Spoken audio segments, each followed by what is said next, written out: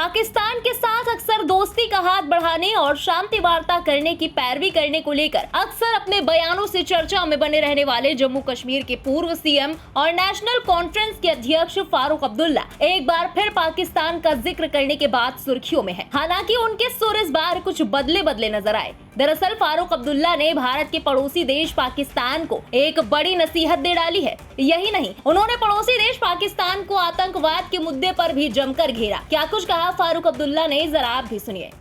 जहाँ तक पड़ोसी मुल्क का सवाल है, पड़ोसी मुल्क को भी ये समझना चाहिए, अगर दोस्ती में रहेगा, जैसे वाजपेयी जी ने कहा, तो दोनों तरक्की करेंगे।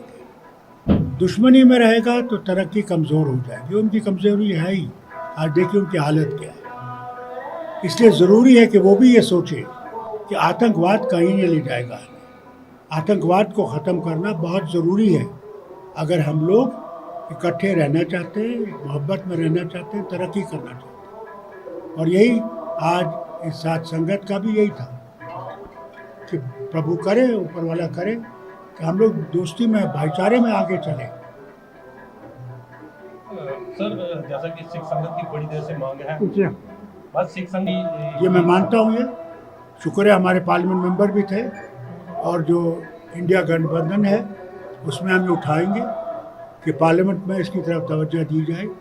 जबकि 5 ज़बानों को इन्होंने मान रखा है, डोगरी, कश्मीरी और हिंदी, उर्दू, इंग्लिश, और इसलिए और इंग्लिश। हम समझते हैं पंजाबी भी, यहाँ बहुत लोग पंजाबी ही करते हैं। और इस ज़बान को, ये हमारी ज़बान है, कोई बाहर से नहीं आई हुई ज़बान है, इसको बाहर छोड़ देना गलत है।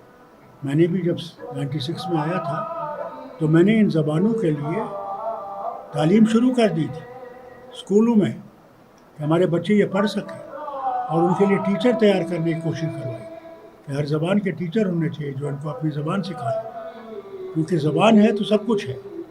और मुझे याद है हमारे वाइस प्रेसिडेंट वेंकटा नायडू ये कहते थे, बार बार कहते थे कि मादरी ज़बान बहुत ज़रूरी है, और अगर हम मादरी ज़बान को छोड़ देंगे तो हम कहीं नहीं पहुंचेंगे। और पंजाबी इनकी मादरी ज़बान है, इसको उठाना ज़रूरी है। और मेरे दोनों मेंबर ऑफ पार्लियामेंट जो है, बल्कि तीसरे भी जो हमारे कारगिल से हैं, उनसे भी कहूँगा, और इंडिया गठबंधन से कहूँगा, इसकी तरफ हुकूमत को तवज्जो दिलवाएं और प्राइवेट मेंबर्स बिल भी लाएंगे। आपको बता दें कि जम्मू कश्मीर में आतंकियों और सेना के बीच लगातार मुठभेड़ जारी है। इसी बीच कुलगाम जिले में भी हुई 2 मुठभेड़ों में 6 आतंकवादी मारे गए और 2 जवान शहीद हो गए। मोदरगांव मुठभेड़ स्थल से 2 आतंकवादियों के शव बरामद किए गए, जबकि चिन्नी गांव में बीते रविवार को 4 आतंकवादियों के शव बरामद हुए। आतंकवादियों के साथ मुठभेड़ में पैरा कमांडो समेत 2 सैन्यकर्मी शहीद हुए हैं। ऐसे में अक्सर पाकिस्तान के साथ शांति वार्ता का समर्थन करने वाले फारूक अब्दुल्ला का ये बयान अब खासी चर्चा में है। बहरहाल इस पूरी खबर पर आपका क्या कहना है, कमेंट में लिखकर हमें अपनी राय जरूर बताएं। देश और दुनिया की बाकी तमाम बड़ी और लेटेस्ट खबरों के लिए सब्सक्राइब करें इंडिया पब्लिक खबर के YouTube चैनल को और बेल आइकन दबाएं, ताकि चैनल से जुड़ी सारी लेटेस्ट अपडेट्स आप तक वक्त से पहुंच पाए।